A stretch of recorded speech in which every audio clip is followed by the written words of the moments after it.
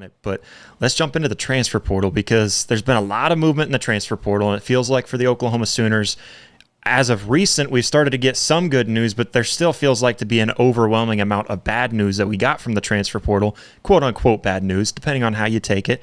And I think some people call maybe a guy like you or me, because I feel like you and I are pretty aligned on how we view things. And, they might call us, sunshine pumpers, and like we're throwing out all this sunshine and rainbows for Oklahoma Sooners. But even the losses that we've taken aren't necessarily a bad thing. And, I've heard you and John both talk about it over on Locked On, and then over on Unfair Sports, you and Coop talking about it too. So, I mean, I think you guys are pretty much in line with me where some of this has been kind of good to get rid of some of these guys. And of course, it hurts to see them go. We wish the best to them. They were Sooners. They dedicated their time to us. But I mean, overall, looking at the guys that we lost for the Sooners, even though that we had a lot go out, we had 27 or something like that, 24, 27? 23 so far, 23 scholarship players so far. Yeah, so I mean, there's a lot of guys that left, but what transfer do you think affects the Sooners the most with their departure from Norman? I'm gonna be honest. The one that really that hit me the hardest was Deshaun McCullough.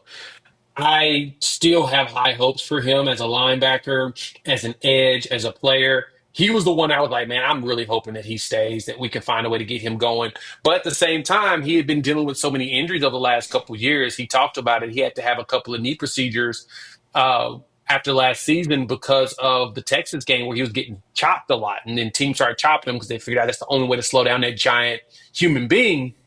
But he also just didn't have the speed to really do the Isaiah Simmons role. Like you saw Isaiah Simmons he's the cheetah role at Clemson. And he's like the giant dude that you would see at safety, at linebacker, at edge. You're like, who is this behemoth running around the field? It should be illegal. And he was making all kinds of plays. So McCullough wasn't at that size or at that speed to be able to do that, but he was still, to me, very impactful in getting into the backfield and causing issues. When we had that goal line stance against Texas and at Red River last season, he was huge in that. He got a lot of those stops. And so losing him was probably the one that jumped out to me the most. I was really hoping you would maintain and keep him.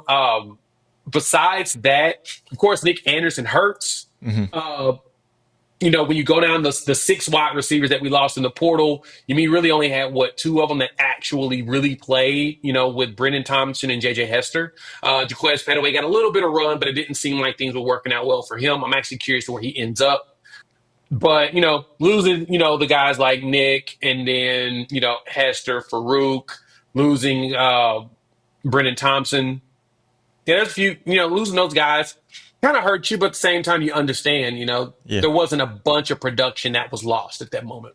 Yeah, well, and you look at what all of them put together, and we'll get to the receivers that we got coming in.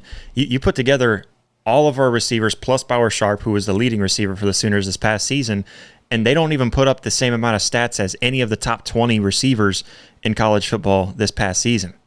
You combine their stats together. I mean, that's where.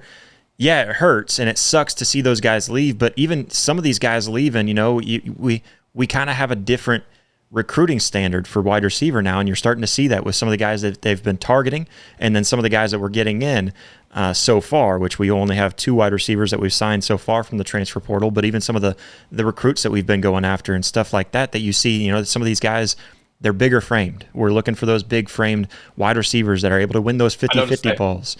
So, that's something that, it sucks to lose a guy like Jaleel Farouk, but he's also, a smaller dude when you take him in comparison to some of the guys that we've been going after.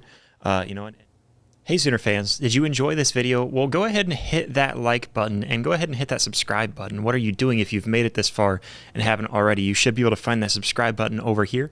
And then if you want to see full episodes, we've got those up here and clips right down here. So go check that out. But we thank you all so much for all the love, all the support. We'll catch you next time. Boomer.